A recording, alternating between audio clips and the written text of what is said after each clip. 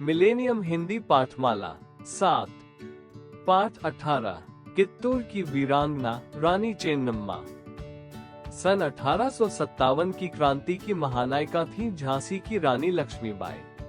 खूब लड़ी मर्दानी कहकर हम जिनका पुण्य स्मरण करते हैं, किंतु ऐसा नहीं है कि वे ही एक ऐसी वीरांगना थी जिसने देश की स्वतंत्रता और स्वाभिमान के लिए अंग्रेजों से लोहा लिया था।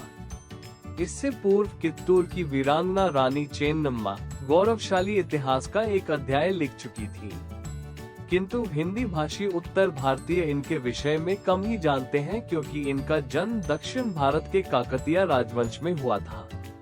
सन 1778 में काकतीय नरेश के घर एक अति सुंदर कन्या ने जन्म लिया। उसके माता पिता ऐसी सुंदर कन्या पाकर फूले न समाये। चेन्नम्मा का अर्थ ही है सुंदर कन्या।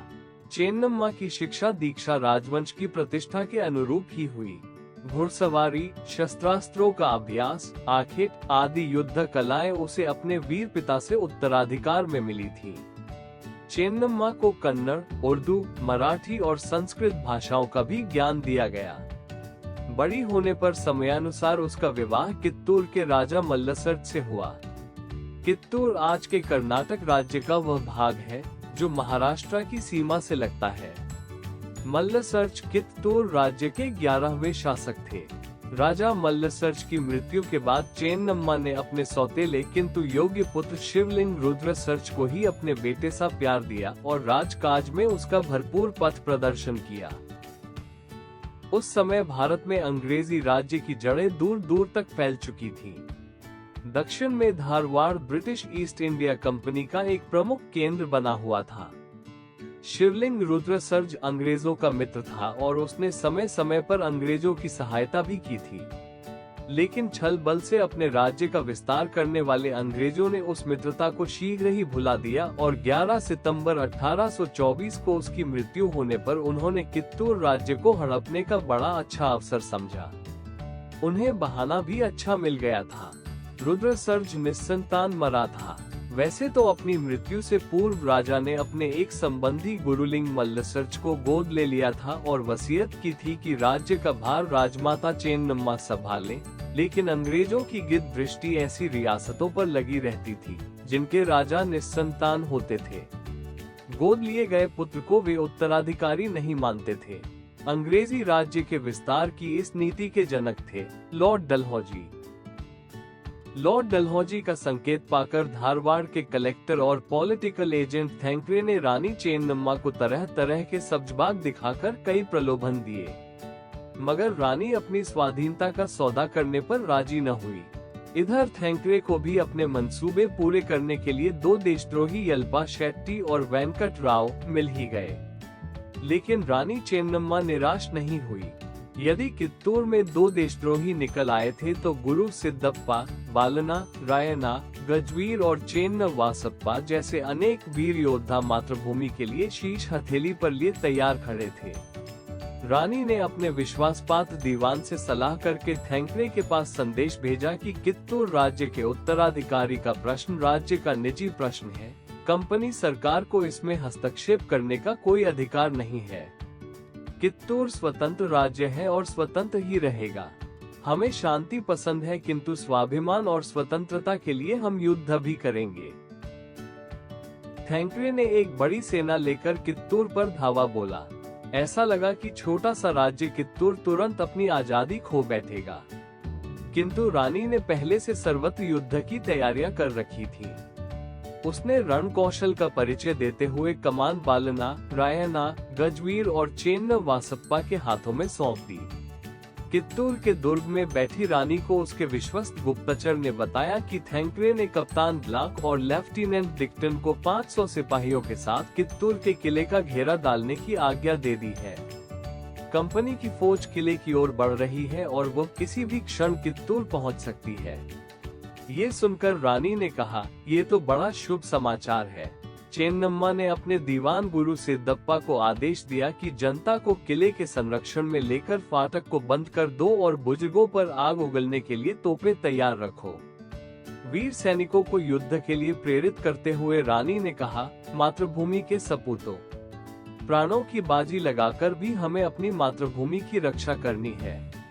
ये धरती हमें अपने पुरखों से मिली है, तन में प्राण होते इसे हम कैसे दे सकते हैं। रानी के वचनों ने सैनिकों में नया जोश भर दिया। 23 सितंबर 1824 का दिन भारतीय स्वतंत्रता के इतिहास में चिरस्मरणीय है। मदान थैंकरे ने कित्तूर के किले पर घेरा डालते हुए धमकी दी, 20 मिनट में आत्मसमर्पण कर दो, नहीं तो किला तहस नहस कर दिया जाएगा। इसका कहीं से कोई उत्तर न आया। चारों तरफ सन्नाटा छाया रहा। तभी अचानक किले का फाटक खुला और मर्दाने वेश में रानी चेन्नम्मा शेरनी की भांति अंग्रेजों की सेना पर टूट पड़ी। उसके पीछे 2000 देशभक्तों की सेना थी। कित्तूर के ये रणबांकुरे प्राण हथेली पर रखकर किले से निकले थे। उनके प्रचंड वेग को अंग्रेजी खेमा सह न सका। उनकी सारी किलेबंदी धरी की धरी रह गई। चेन्नम्मा की तलवार ने कहर बरपा दिया। थैंकरे मारा गया और अंग्रेजी सेना भाग खड़ी हुई। देशद्रोही यल्पा शेट्टी और वेंकट राव का भी काम तमाम कर दिया गया। थोड़े ही दिनों में स्वतंत्रता की यह लहर कित्तूर के निकटवर्ती सभी क्षेत्रों तक पहुंच गई। मजबूर होकर अंग्रेजों को मद्रास, चेन्नई और बम्बई, मुंबई से बहुत बड़ी कुमुक बुलानी पड़ी। अंग्रेजों ने कित्तूर के किले पर दूसरा बड़ा घेरा 3 दिसंबर 1824 को डाला। इस बार अंग्रेजी सेना की कमान डीकन के हाथ में थी। अंग्रेजों के पास सेना भी थी और हथियार भी अधिक थे, लेकिन फिर भी उन्हें कित्तूर के देशभक्तों के सामने हार माननी पड़ी। 5 दिसंबर को अंग्रेजों ने पुनः सारी ताकत झोंकते हुए कित्तूर को घेर लिया। कित्तूर के बचे खुचे रणबांकुरों ने रानी चेन्नम्मा के नेतृत्व में अपनी पूरी ताकत के साथ अंग्रेजों की भारी भरकम फौज और तोपखाने का मुकाबला किया।